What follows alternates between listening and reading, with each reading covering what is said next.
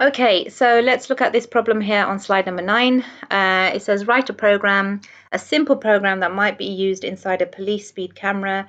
The requirements are it must accept the driver's speed. If the speed is over 70 miles per hour, a message issue fine should be on the screen of the speed gun. Otherwise, it should display no action. Okay, so we already know how to make something print to the screen. We already know how to request input. We're now going to go ahead and do the if statement that's needed for this program. So let's start off by doing the first part, which is it must accept the driver's speed. So speed needs to be stored somewhere, and we're going to accept it as an input from the user.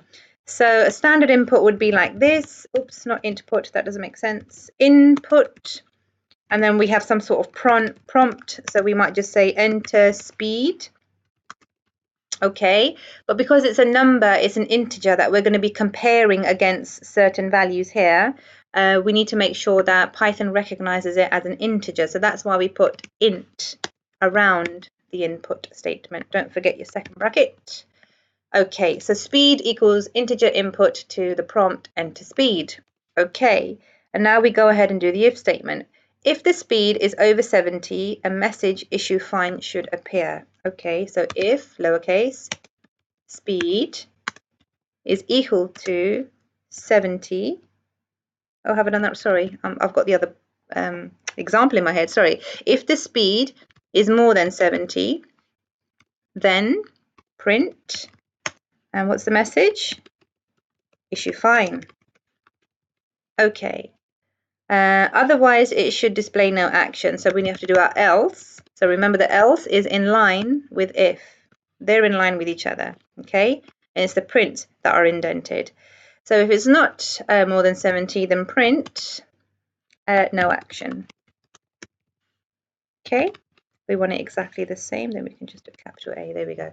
So speed is the integer input to enter speed.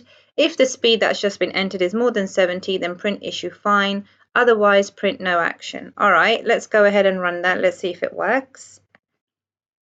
And I'm just going to save this as L3 speed. Okay, yes, just save over a previous version.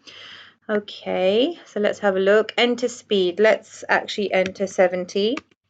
It's saying no action. Why is it saying no action? Well, because of my operator, my comparison operator that I've got here. I said if it's over 70, then say issue fine. So let's actually run that again and test that that works. So enter speed. What's more than 70? Well, let's try at least one up. Issue fine. Lovely, that works. Okay, so just to show you that, it's not just to do with 70s, let me just do 65. There we go, no action taken. So anything less than,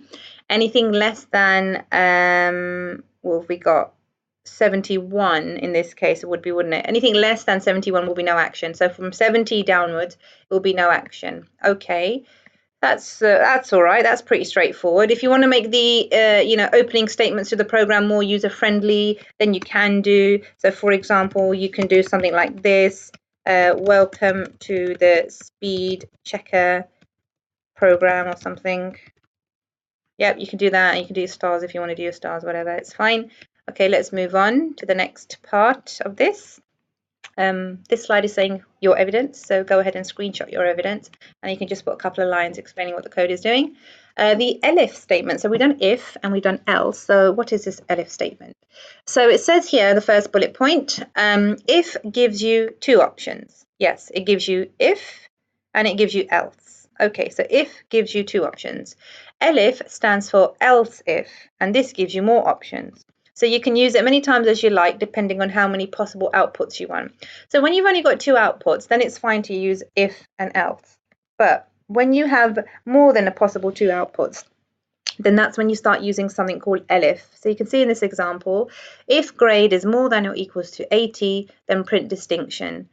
Else, if grade is more than or equal to 70, then print merit, and so on. And the last else statement is used for everything else is going to be a fail or whatever in this example. Okay, so ELIF is used when you have more than two possible outcomes.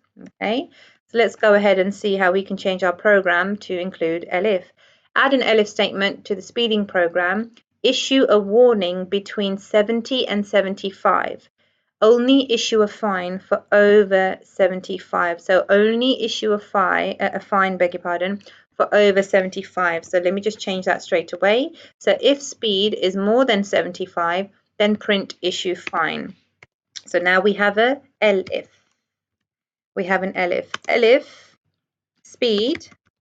So if the speed is between 70 and 75, so what we can do is this. So between 70, so that's more than or equals to 70, and speed is less than or equal to 75, that works, colon, print, oops, warning. Let's get your capital in. There we go. Okay, so this is the only new line really that I need to explain. I've said here that if the speed is more than or equal to 70 and it's also less than or equal to 75, then print warning. This is just making it super clear and, you know, really defining the boundaries so you can see very clearly what will get an issue fine message, what will get a warning message, and what will get a no action message. Okay, let me just run this so you can see it happening. And I'm going to test this with multiple values, okay? So enter speed. Let me just go ahead and test the top extreme. So the only thing, the lowest value that's going to get an issue fine is going to be 76, isn't it? Because it's more than 75. So when I type in 76, it says issue fine. If I run module again, let's do 75. Let's see what happens there. It says warning, yes, because of this. Because I said if the speed is more than or equal to 70 and it's also less than or equal to 75, so it's in between those boundaries, then present the message warning. All right, let me test here. Let me test 70. What happens there? It's also a warning. Okay, now let's test less than these middle values here. Let me test 69. There you go, no action. Okay, if you wanted to do this, that would also work. Let me run this. Let me actually close this so you can see the output a bit more comfortably. Okay. So enter speed. Let me just enter whatever. 73. What would that do?